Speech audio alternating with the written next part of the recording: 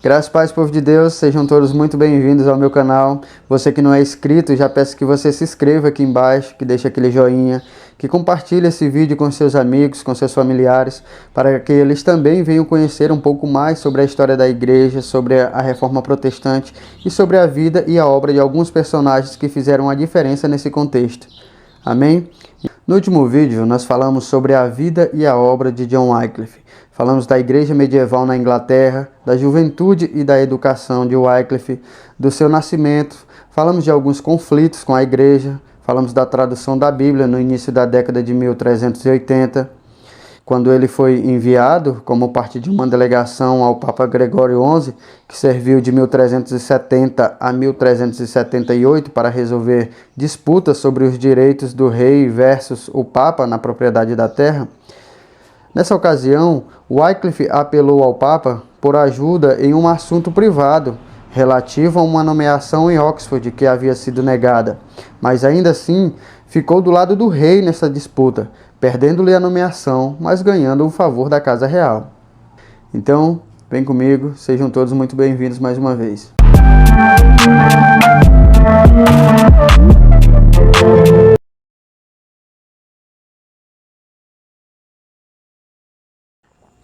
Neste mesmo ano, foi nomeado para a freguesia de São Igreja de Maria, em Lutterworth, que ele manteria o resto da sua vida, indicando que ele ainda estava em boas posições com a igreja neste momento.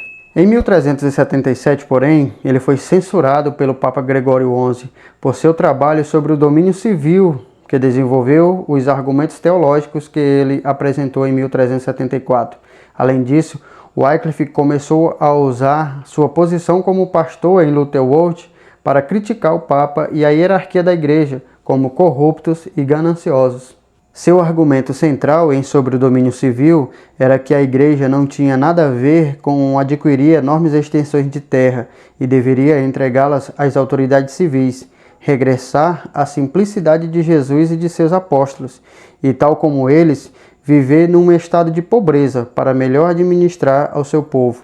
Wycliffe foi chamado a Londres para comparecer perante William Conternay, arcebispo de Canterbury, para se explicar e responder pelos aparentes erros em que havia caído. Conternay parece ter considerado Wycliffe como um herege, ou pelo menos tentado a subversão, e pensado para ter feito um trabalho rápido do problema. Wycliffe foi colocado em prisão domiciliar quando foi censurado, e Conternay parece ter pensado que seria facilmente condenado por suas próprias palavras no exame de fevereiro de 1377. Wycliffe, no entanto, apareceu em Londres acompanhado por John de Gaunt e outro nobre poderoso, Lord Henry Percy, conde de Northumberland, bem como vários outros clérigos que o apoiaram. O simples exame e condenação que Conternay pode ter esperado foi derrubado por Gaunt e Percy, desafiando sua autoridade e defendendo Wycliffe.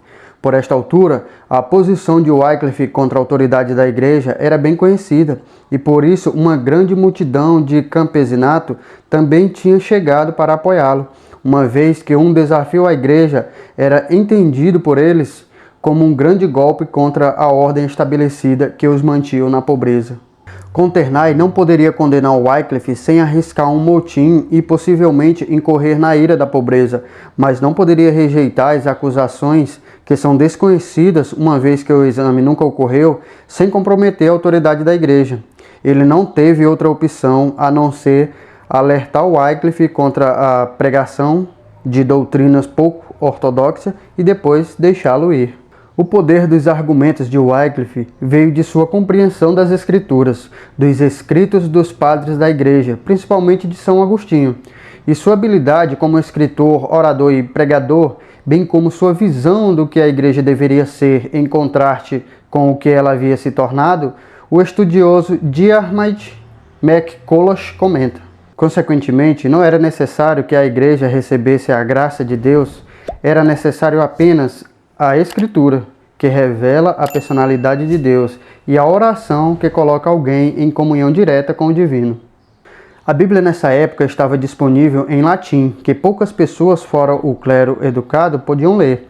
A obra foi traduzida do hebraico e grego ao latim por São Jerônimo, com a ajuda e encorajamento da sua associada Santa Paula, e sua versão, conhecida como a Vulgata, foi mandatada pela Igreja como completamente autoritária e infalível.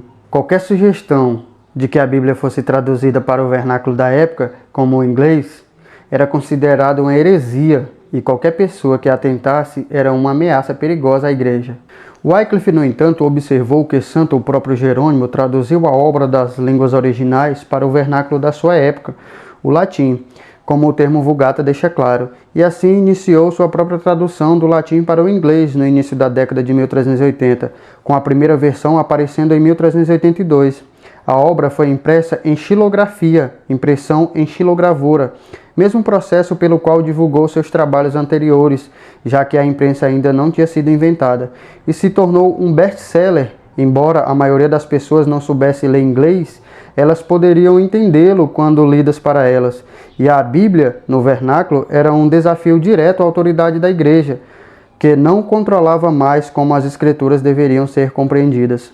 A Igreja ficou indignada e, piorando a posição de Wycliffe, muitos de seus aliados entre a nobreza, notadamente Galt, o abandonaram quando ele desafiou a validade da transubstanciação, a transformação do pão e do vinho, do corpo e sangue de Cristo durante a missa, alegando que era antibíblico e observando que era um conceito bastante recente inventado pela Igreja.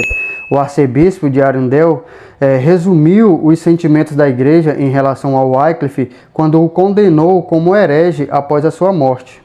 Wycliffe também foi responsabilizado, com ou sem razão, pela revolta camponesa de 1381, para o qual, embora tenha condenado, acredita-se que tenha contribuído desafiando a ordem social aceita. Por mais que a hierarquia da Igreja sentisse em relação ao Wycliffe, o povo respondeu ansiosamente à tradução para o inglês, que passou por várias edições e sobreviveu até o presente em mais de 200 exemplares, atestando sua popularidade em sua época. Ao contrário de algumas afirmações, entretanto, a sua tradução da Bíblia para o inglês não é considerada a primeira, pois só funcionou do latim. A primeira tradução para o inglês é a Bíblia Tyndale, que foi traduzida em 1535 por William Tyndale, que trabalhou a partir do hebraico e do grego original. Embora Wycliffe tenha sido censurado pela Igreja, ele nunca foi excomungado nem considerado herege durante a sua vida. Seus seguidores passaram a ser conhecidos como lollardos, um termo pejorativo usado por seus oponentes, cujo significado é desconhecido, mas que se acredita se referir ao pegar de línguas, pois se pensava que eles falavam bobagens. Acredita-se que esses adeptos tenham sido vitais no trabalho de tradução, impressão e divulgação da versão inglesa da Bíblia, que foi adotado como ortodoxa por muitos pregadores leigos e parocos, que continuam a usá-la mesmo depois que o Wycliffe foi condenado oportunamente. Em 1382, Wycliffe foi novamente convocado para responder pelos seus erros e novamente deixou o sínodo em situação regular com a Igreja e continuou a pregar as mesmas condenações de abusos clericais de antes. Acredita-se que ele tenha evitado repetidamente o destino de outros condenados como hereges devido ao apoio contínuo da nobreza. Embora muitos tenham se distanciado dele, ele morreu de derrame no final de dezembro de 1384 e foi sepultado em solo consagrado.